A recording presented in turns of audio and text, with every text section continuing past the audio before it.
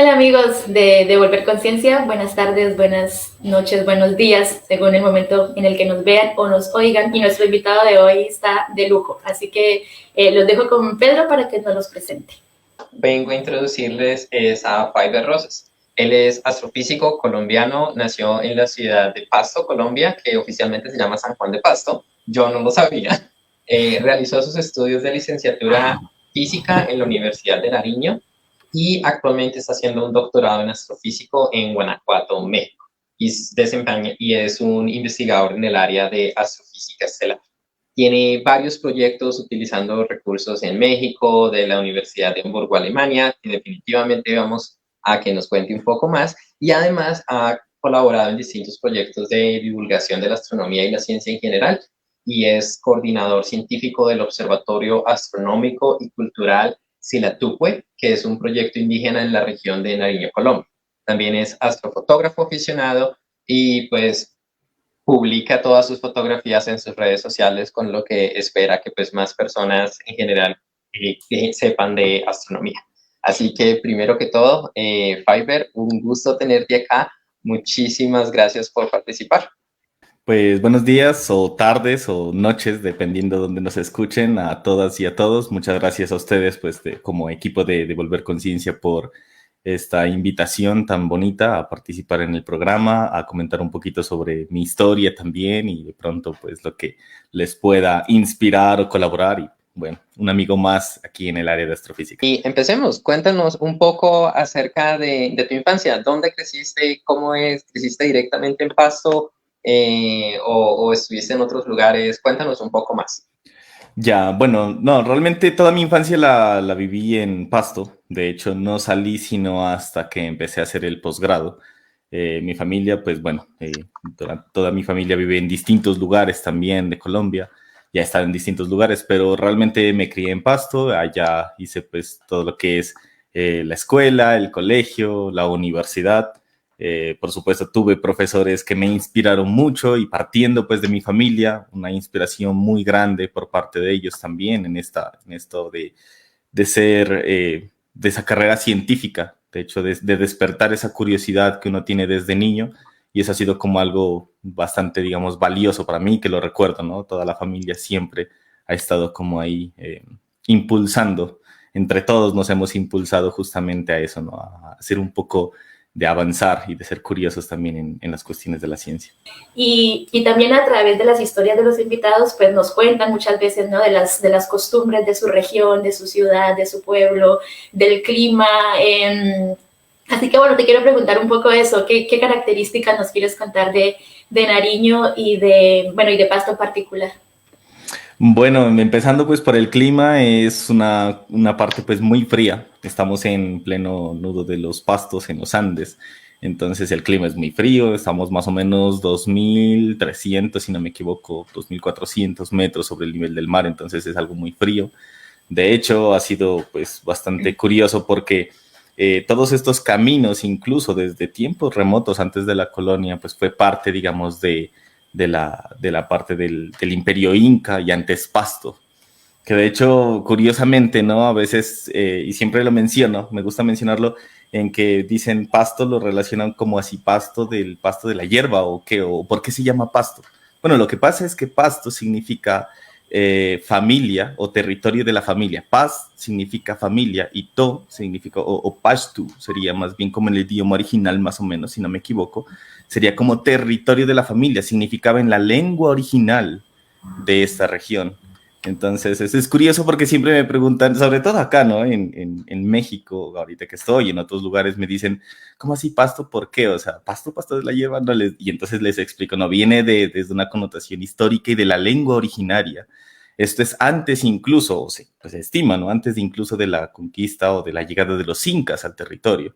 Pues, era la lengua pasto y después sería un poco la lengua quichua y se mantiene todavía algunas palabras, y eso quizás es lo curioso de Pasto y de Nariño en general, en que tenemos ciertas palabras que hacen especiales, pero que vienen del quichua. Por ejemplo, decirle guagua, guagua es niño en quichua, pero tú escuchas allá en Pasto, ay, este guagua que no sé qué así, pero la gente a veces lo dice pero no conoce la connotación histórica, que es lo bonito, ¿no? Tener esas palabras todavía son muy propias nuestras. Creo que eso es una de las características, digo, ¿no? Quizás me equivoque, en otras ciudades también conservan algunas palabras de sus lenguas originarias, pero en Pasto se conserva mucho todavía eso. En los apellidos también está, en los nombres de los lugares, que a veces la gente no conoce, ¿no? Entonces es algo muy bonito. Bueno, la comida es bastante variada, de hecho, tiene por toda la herencia, ¿no? Lo bueno que ha sido es que nosotros hemos mezclado muchas comidas que o bien han venido del norte o bien han venido de la parte del sur. Entonces eso ha sido como algo muy bonito. Y tiene una gastronomía también muy curiosa, muy rica. Se rescatan, por ejemplo, mucho las comidas o la gastronomía que está hecha con la papa, ¿no? Como los lapingachos, por ejemplo, que son como pastelitos de papa con queso. Esa es una de las cosas, ¿no? También típicas de la región. Bueno, de quizás lo conocen todo el mundo o han escuchado, el cuy también es una comida típica, que de hecho es una herencia también antes de la conquista, por eso viene desde Perú, Ecuador. Nosotros fuimos parte, digamos, fuimos casi las fronteras, incluso un poco del Cauca, fue frontera con el Imperio Inca en aquellos tiempos y por supuesto heredamos muchas de sus comidas y hoy por hoy pues esa es una de las comidas típicas que también tiene la ciudad de Pasto, ¿no? A mí me parece muy chévere todo lo que nos estás contando y pues que me estás transportando un poco a Nariño y a Pasto. Al escucharte, te escucho mucho como la historia tanto de antes de la colonia pues afecta y es parte de la cultura. ¿Eso cómo lo adquiriste? ¿Por qué estás tan consciente de esa historia? ¿Cómo eres tan consciente de qué significa Pasto? ¿Fue por tu familia? ¿Fue en el colegio? ¿Es algo que todas las personas de tu región tienes? ¿O cómo fue eso? ¿De cuándo empezó? ¿Cómo empezó? Ya, quizás yo creo que el interés mayor y la historia, digamos, sobre todas estas cosas que he aprendido viene de 3 años atrás de mi participación, por ejemplo, con el Cabildo Indígena del Día de María Putisnania y con todo el equipo. O sea, es algo que he aprendido mucho de ellos. Yo pues soy más una persona que se ha dedicado su vida a la ciencia, pero quizás no ha explorado otros conocimientos como la antropología, como la sociología. Gracias al equipo del observatorio, que ya hablaremos un poquito más adelante con más detalle, pero gracias a ellos he aprendido muchas de estas historias, muchos de estos orígenes de las cosas, y eso es algo como muy nutritivo. Y siempre digo que a veces uno se enfoca en una rama del conocimiento, pero es demasiado restrictivo con las demás, y a veces uno tiene que ser como muy curioso a aprender de otras cosas, ¿no? Entonces es algo un poco más reciente, precisamente pues como has logrado interactuar con más personas. Pero entonces, ¿qué te gustaba hacer de niño? ¿Qué eran las pasiones que tenías cuando estabas creciendo?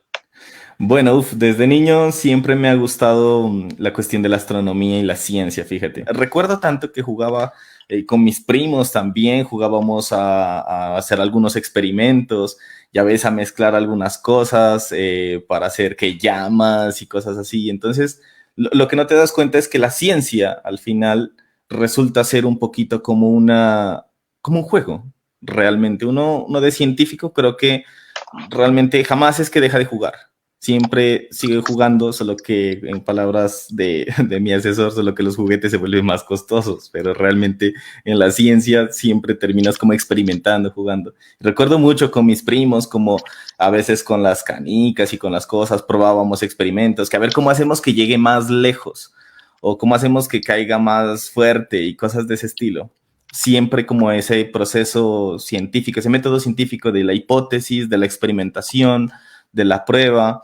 Entonces, es como bien bonito esto, recuperarlo, porque esa curiosidad viene desde niño, esa curiosidad de experimentar con la naturaleza, ¿no?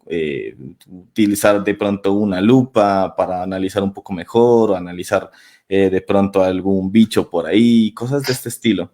Entonces siempre me gustó la parte de la ciencia, aunque no lo sabía, de hecho. O sea, ahora es que soy consciente de eso, pero siempre me pareció como interesante. Pero algo que rescato mucho fue pues también la motivación que dieron mis maestros también, sobre todo mi profesora de primaria, la profe Gloria María, que de pronto sí está conectada, un saludo para ella, pero también nos motivaba mucho a los estudiantes en cuestiones científicas, en lo del sistema solar y explícalo, es una cartilla del universo, me acuerdo tanto, y eso me encantaba, me fascinaba hacer esas cosas. Y creo que no hay persona que yo conozca que diga eso del universo, ay no, qué aburrido, algo así, no, creo que todo el mundo yo creo que es una de las ventajas que tiene la astronomía. Y no hay una persona que diga, lo de astronomía, no, qué aburrido, no, todo el mundo dice, ay, sí, cuéntanos más, y los misterios del universo. Lo desconocido siempre nos llama la atención. Y eso es algo como muy valioso, ¿no? De hecho, esa inspiración que a uno los profesores, la familia le puede dar, y uno la continúa. De hecho, también recuerdo mucho los programas que vi en aquellos tiempos que, bueno, en los programas como Discovery Channel eran de forma privada, pero hubo un tiempo, y no sé si de pronto ustedes lo recuerdan, pero hubo un tiempo en que a nivel nacional abrieron esos canales y eran públicos. Y me acuerdo tanto de aquellas épocas porque en esos tiempos hablaba mucho sobre los nuevos telescopios que iban a haber. También creo que estaba en construcción el VLT en Chile, que iban a ser los telescopios más grandes del mundo. Con la ultra tecnología, también se hablaba mucho de las imágenes que había capturado el telescopio espacial Hubble, estaba en auge. Y me acuerdo tanto que eso siempre me llamaba la atención y yo decía, pues es algo muy bonito, es algo muy chévere, que también soñaba de niño. Yo decía, sería genial poder hacer eso. Ese gusto, siempre tuve ese gusto, pero, ¿sabes? Lo veía como muy lejano. Yo decía, realmente eso como que, no, aquí en Colombia, a veces uno se por debajea demasiado, ¿no? ¿Qué edad tenías cuando estabas viendo esas cosas? Más o menos unos 8 años, por ahí, 7, 8 años, me acuerdo. Antes, y me acuerdo tanto porque ya fue cuando pasé al bachillerato que ya mi historia cambió. Lo dejé como un sueño. Dije, eso es un sueño, hay que dedicarse a algo más realista. Dije, no, o sea, está chévere, eso me gusta, pero realmente lo veía muy lejano. Yo dije, eso no es como que yo pueda ser un día uno de esos científicos. Estoy viendo que son europeos, estadounidenses, y, o sea, aquí en Colombia, ¿qué astronomía se puede hacer? No sabía, no conocía a nadie, ni sabía de ningún proyecto. Entonces, dije, bueno, voy a dedicarme, más bien, a la otra de las cosas que me gustaba, la ingeniería civil.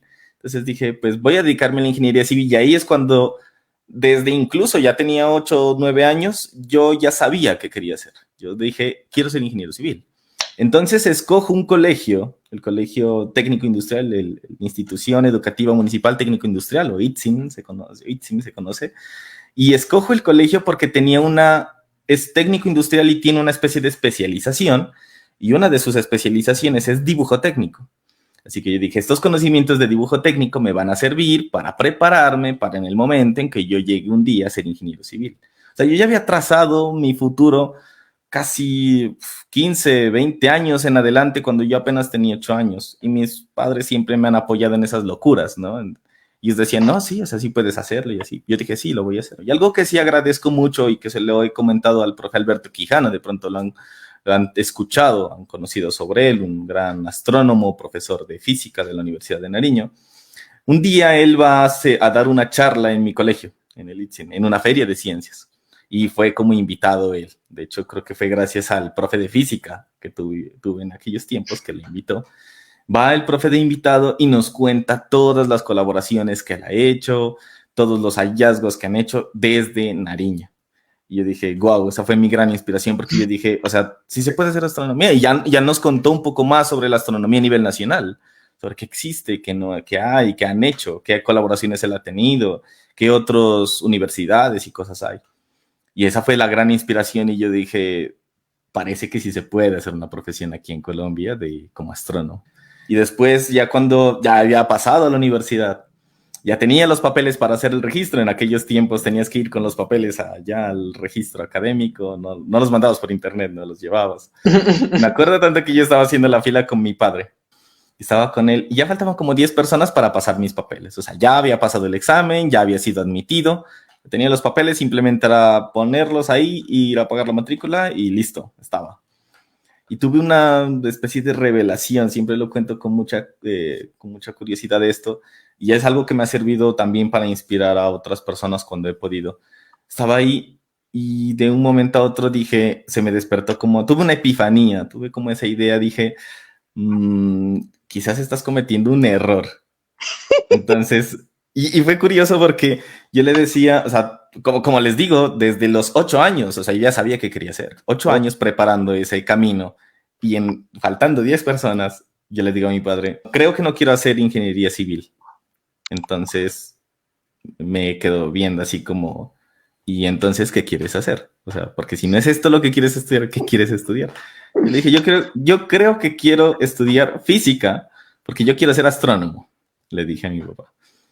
Entonces él, pues bien, así bien, ellos siempre me han apoyado, tanto a mi hermana como a mí, y me dice, bueno, ¿y entonces qué harías mientras tanto?